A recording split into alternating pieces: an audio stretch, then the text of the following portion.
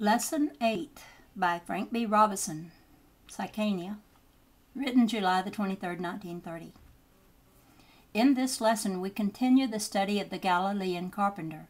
Many people ask me why I do not allude to him as Jesus instead of the carpenter.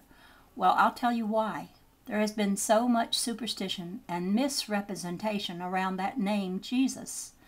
And while to me it is the sweetest name on earth, to my students it may savor too much of the religious, and I do not want to be classed as a religious man. There are thousands of people named Jesus in the Spanish-speaking countries, and as far as he himself went, his name might as well have been George or Paul or William, as far as that goes. The name itself means nothing, my friend. It is the man who counted. And then again, the use of the word carpenter brings out the human side of this man. And if he was anything at all, he was a human being. Was he also God? Form your own opinion when you have finished the course, although the last lesson gave you the answer to that. I will just say this much here, however. If he were God, then just as much as he was God, was he a man also. At this point, I want to say to you, as I have hinted earlier in the course, that the answer to prayer or desire is an absolutely immutable law. Furthermore, let me say to you that the answers always come immutably and scientifically. Any other explanation of the answers to prayer is false. Many psychologists, alluding to this great power as mind, advocate the use of the mind by making mental pictures of the things you desire. They claim that this will help these needed things to manifest themselves. Well, dealing in the term mind, I am not surprised that they have to resort to mental pictures in order to help the desire manifest itself. The living God, however, needs no assistance from any other source than himself, and I do not advocate the making of any mental pictures at all. In fact, I counsel my students emphatically not to attempt it. This great immutable God of ours works only by his own fixed and immutable laws established ages ago. He very seldom changes them. In the case of the birth of Christ, he may have done so, but I think you will agree with me that it is immaterial whether he did or not. The vital fact involved is the fact that this carpenter was born or manifested on this earth to demonstrate the fact that the entire results of Adam's sin might be completely wiped out. And he demonstrated this by raising the dead, something which had never before been done by anyone, and something which has never since been done by anyone. There is no authentic record anywhere of anyone's ever having raised a dead man outside of this Galilean carpenter. There will be such records, however, in the near future.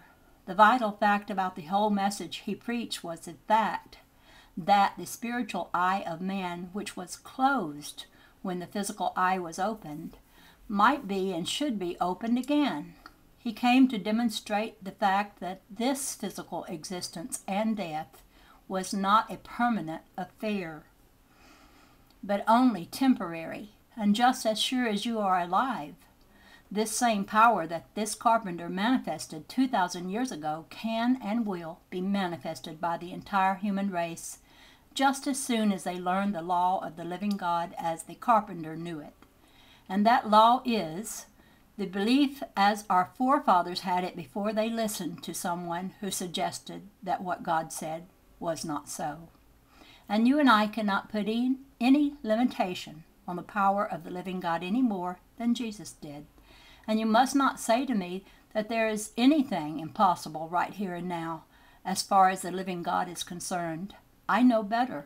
I shall ask you to pardon me for alluding to a personal matter, and I only mention it to prove the truth of the above statement. The incident can be verified by Mrs. Ellsworth, the proprietor of the hotel, or her sister who was living with her at the time.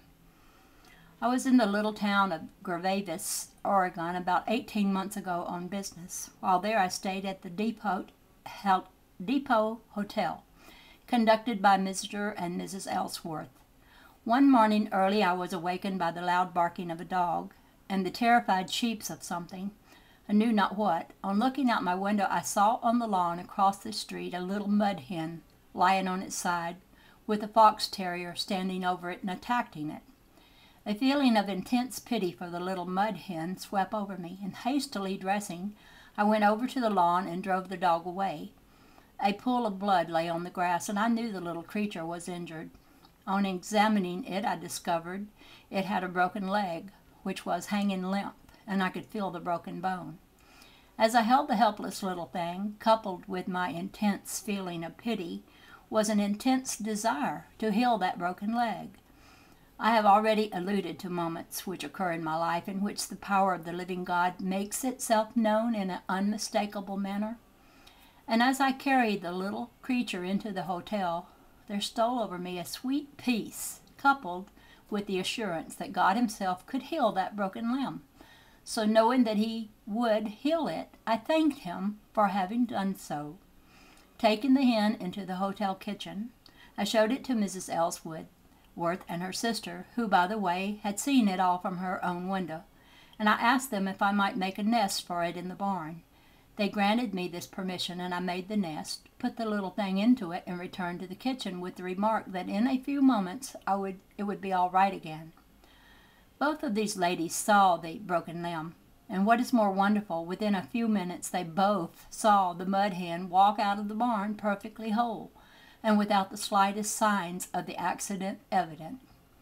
I stayed at the hotel probably 2 weeks after that, and from that day to this have not seen them since. Here was a case where an intense desire to help, coupled with the faith necessary to bring the answer, performed what would probably be termed a miracle, but there are no such things as miracles with God.